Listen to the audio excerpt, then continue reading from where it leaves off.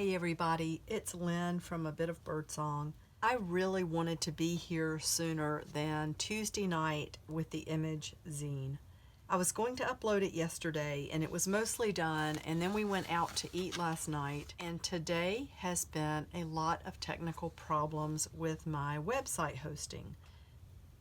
We got it figured out. And it wasn't going on all day, but I did work on this some all day. I printed out different things. I've been doing some in my lace covered journal. I've been working on this week's fun packs, and when I was just ready to finish everything up and come out here, I couldn't do anything with the website, and it turned into a 3-hour ordeal. However, everything seems to be okay now, and I wanted to show you the image zine for November and December. I realize it's the end of November, but this is in plenty of time for Christmas to cut images out or to even make a journal out of this. And I am really excited that you can make a journal out of these pages. So here is the very first issue that I did. That was back in August, and I think the most realistic thing for me, the most realistic goal, is to do one every 2 months. So this was July, August 2019. And then we had September, October, which I love. And I hope that these will evolve and I will get better at this. Hoping to do this on a regular basis. A lot of fun images in here, original artwork.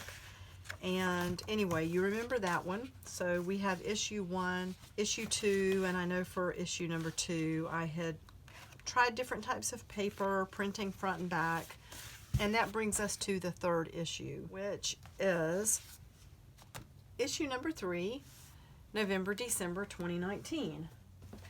There are several ways that you can bind these, several things you can do with them. I want to show you just the pages. I designed them so that they'll print out 8.5 by 11, and we have the cover.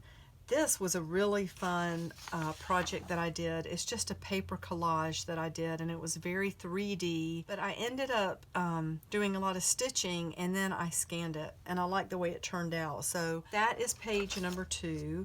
3 is this.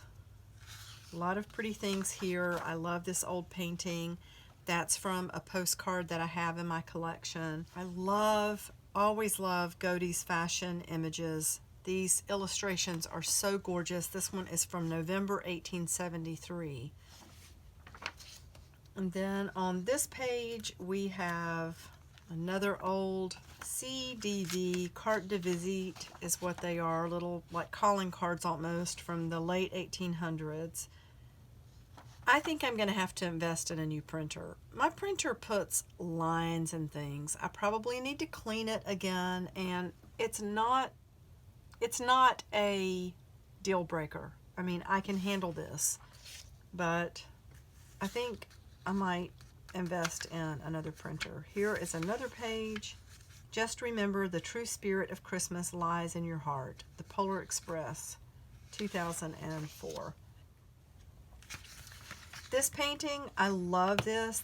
That's actually a little cropped part of a bigger painting. So if Charles Dickens is the master of telling the stories of the common people during the Industrial Revolution, 1800s England, then I think Augustus Edwin Mulready is probably the master of painting it. This is called By a Christmas Carol, and this little poor looking girl is seen selling copies of Christmas carols.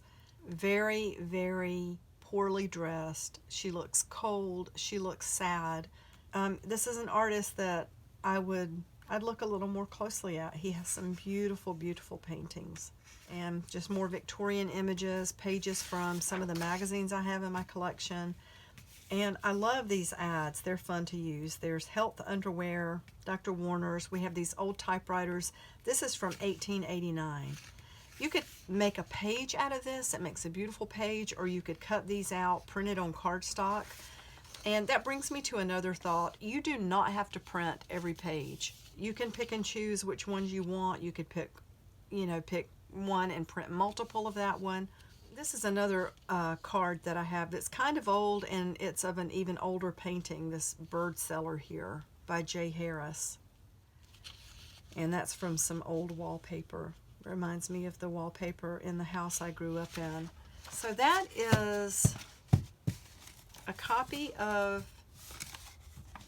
the image zine. This one I think I'm just going to leave the pages like they are. I was going to put that up there, but since I'm filming, I will wait about that. You can fold these just flat like they are so that every other page you have white space. I like to put something in the center that's going to be like a center image to make the inside really pretty. So you can fold these however you want to and make a little booklet. You can use a long reach stapler to do it. I love this stapler. I do use it a lot.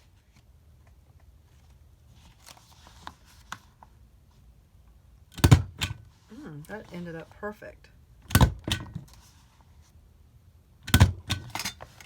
This is the way I store them for myself, just to collect them, is, you know, do the long reach stapler. It makes a really pretty little book that you can journal in. Sometimes I donate them to the scrap exchange. We have a lot of book artists. We have young people come in shopping who are looking for journals and just, you know, things, paper crafting, and even just inspiration.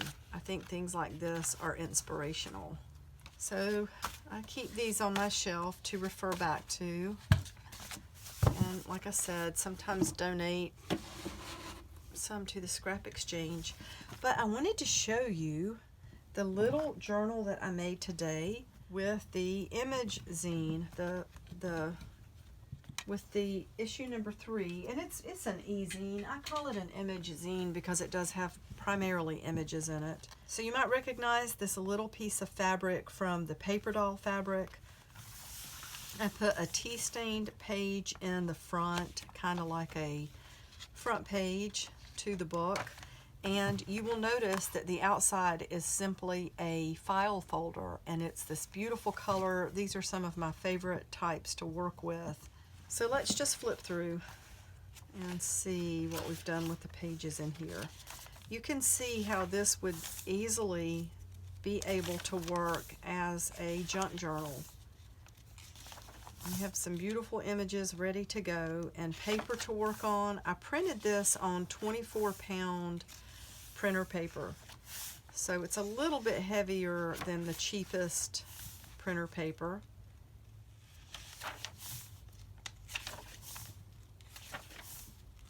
I love that. It's so pretty.